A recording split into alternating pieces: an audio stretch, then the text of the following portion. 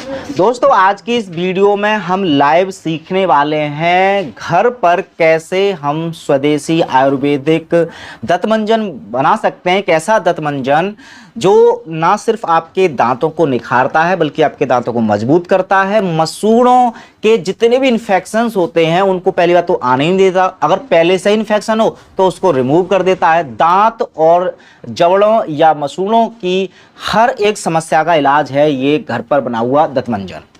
तो आज मैं स्टेप बाय स्टेप एक एक स्टेप आपको बताऊंगा ताकि आपको कोई दिक्कत ना हो, घर पर बड़ी आसानी से ये दंतमंजन बना सकें। हालांकि मैं भी घर पर पहली बार बना रहा हूं, इससे पहले जब मैं इसका इस्तेमाल करता था तो मैं मोनिका दीदी और जो रीना दीदी हैं उनसे मंगाता था। आप भी अगर रेडीमेड मतलब रेडीमेड का मतलब उन वो भी अपने हाथों से बनाती हैं, अगर उनसे खुद मंगाना चाहते हैं तो उनका नंबर मैं डिस्क्रिप्शन में डाल दूंगा या फिर आपको वीडियो में शो हो रहा होगा। उनसे व्हाट्सअप करके आप ये दंतमंजन मंगा भी सकते हैं, लेकिन सबसे अच्छा रहेगा कि आप खुद बनाएं तो सबसे बेहतर है, क्योंकि आप उसमें एक कला भी सीख जाएंगे और अपना घर का बना हुआ, अपने हाथ का बना हुआ हर एक चीज का अपना आनंद ही अलग होता है। तो इसीलिए इस आनंद को लेने के लिए मैं तैयार हूं और आप भी वीडियो के माध्यम से स्टेप बाय स्टेप समझते रहिए। तो सबसे पहले हम जब दंतमंजन बनाएंगे तो सबसे पहले चाहिए कि आप बाजार जाएं तो कुछ सामग्री लेकर के आए। कौन कौन सी सामग्री लानी है वो पहले समझ लीजिए और फिर मैं उसके मात्रा की भी बात करूंगा।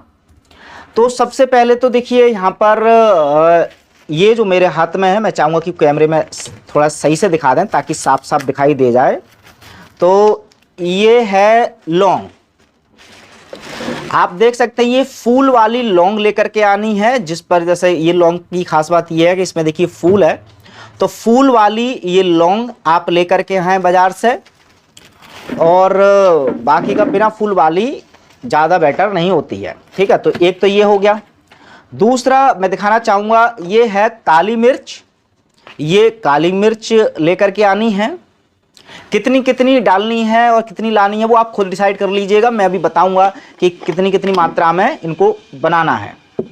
उसके बाद ये है नीला थोता, आप में से पहले से भी ये सारी चीज़ लोग आपने देखी होंगी, नीला थोता। उसके अलावा ये है हल्दी, तो अगर पिसी हुई मार्केट से भी ला सकते हैं लेकिन उसमें कुछ मिलावट वगैरह भी हो सकती है, इसलिए मैंने ये साबित हल्दी लाया हूं और इसका चूर्ण खुद बनाऊंगा। आप भी ऐसा भी कर सकते हैं, बाकी का पिसी हुई भी ला सकते हैं, ये दोनों चीज़ भी पिसी हुई ला सकते हैं अगर आपको नहीं पीसनी है तो। उसके अलावा ये है देखिए माजू फल, इसको जरूर मैं दिखाना चाहूँगा क्योंकि बहुत सारे लोगों ने इसको देखा या सुना नहीं होगा। ये माजू फल है, अब ये कुछ इस तरह का दिखता है, ठीक है। ये इसलिए दिखा रहा हूं ताकि आप फोटो खींच करके आप पंसारी दुकान पे इसको दिखा करके भी ला सकते हैं। ये मांजू फल है, इसको लाना है। तो फिलहाल मैंने ये हो गए, तो अभी तक हमने देखा 1 2 3 4 5 चीज़ें हो चुकी हैं। और ये छठी चीज़ ये है पीपली। इसको वैसे तो खैर काफ़ी सारे लोगों ने देखा होगा बट मैं दिखाना चाहूँगा, ये है पीपली, दिख रही होगी इस पॉलीथिन में साफ साफ। तो ये पीपली लानी है आपको। पीपली के अलावा लाना है आपको सौंठ, जो अदरक, सूखा हुआ अदरक होता है उसी को सौंठ बोलते हैं, तो ये लाना है आपको सौंठ। अब सौंठ के बाद आपको लानी है ये इलायची, ये काली इलायची आप ले आएंगे, ये भी आपके रसोई में पहले से ही यूज होती हैं तो आपको पता ही होगा। उसके अलावा वैसे तो मार्केट में जितने भी नमक उपलब्ध हों, जैसे कि मेरे पास अभी इस समय 2 मुझे उपलब्ध हुए, एक सेंधा नमक और एक काला नमक, ये दोनों मैं डालने वाला हूँ। अगर कुछ 2-3 टाइप के और भी नमक आते हैं तो जितने टाइप के नमक आप डाल सकते हैं उतने टाइप के नमक डालें। तो अब इसमें कितनी कितनी मात्रा में चीज़ें मिलानी है, तो सबसे पहली बात कि एक नमक और एक सेंधा, ये नीला थोता, इनको हटा करके बाकी की जितनी चीज़ें हैं। अच्छा, इनमें एक और चीज़ मैं आपको बताऊं जो मेरे पास नहीं मिल पाई थी, तो हालांकि जैसे अभी मैंने यहाँ पे 9 सामग्री बताई है तो उसमें से 1-2 आपको भी नहीं मिला तब भी कोई फ़र्क नहीं पड़ता, लेकिन हाँ जैसे इसमें क्या क्या और डाल सकते हैं इसकी क्वालिटी को बेटर करने के लिए, एक होता है चिड़चिटा। हालांकि हमारे गाँव में तो वो है लेकिन वो अभी मैं लेकर के आया था तो वो भी हरा है, मतलब सूखा नहीं है। तो उसको मैं अगली बार किसी वीडियो में बताऊंगा तो जरूर मैं चिड़चिटा डालूंगा। तो चिड़चिटा इसको अपमार्ग भी बोलते हैं, इसको भी आप ऐड कर सकते हैं। इसके अलावा इसमें नीम की पत्तियों का भी और पुदीना की पत्तियों का भी इस्तेमाल कर सकते हैं।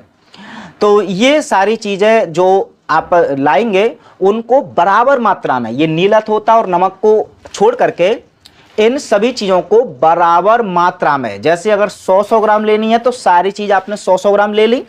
और जैसे कि मैं भी यहाँ पर तराजू भी लेकर के आया हूँ, ये डिजिटल वेटिंग मशीन है, तो इस मैं नाप करके इक्वल मात्रा में फिर इनको हमने, ये देखिए कूटने के लिए इमाम दस्ता है और इस के थ्रू हम इसको कूटेंगे और कूटने के बाद इनको चूर्ण बना लेंगे।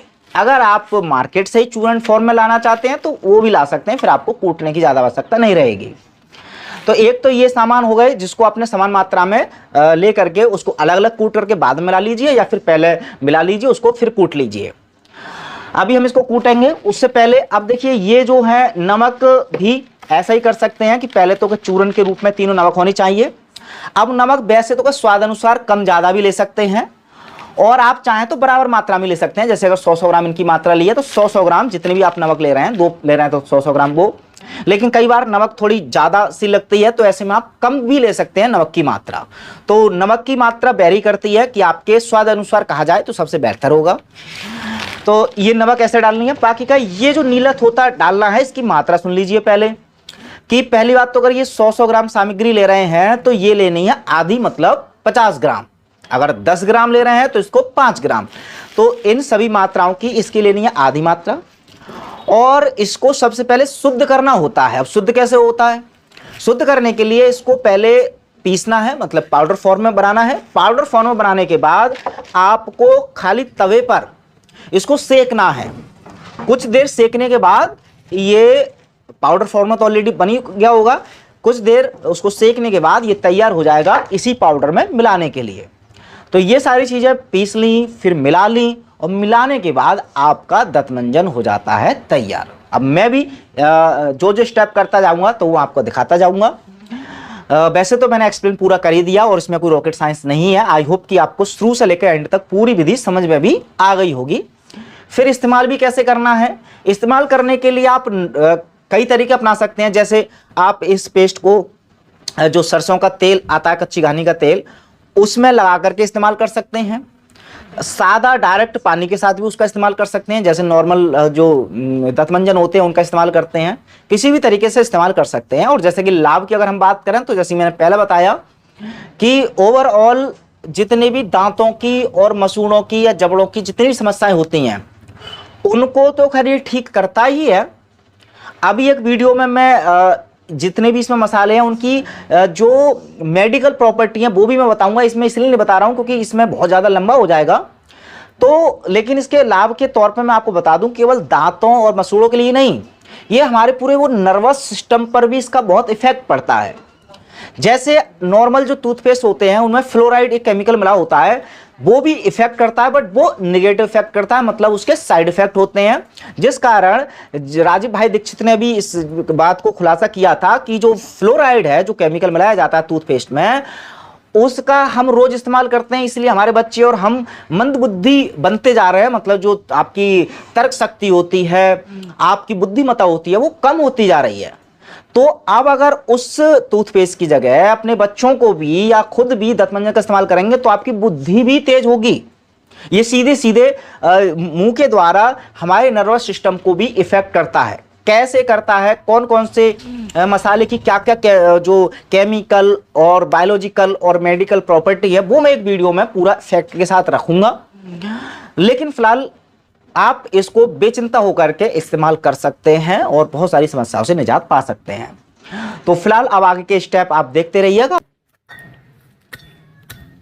तो ये हो रही है कुटाई इन सभी मसालों की और उसके बाद बन के तैयार हो जाएगा हमारा चमत्कारिक दंतमंजन।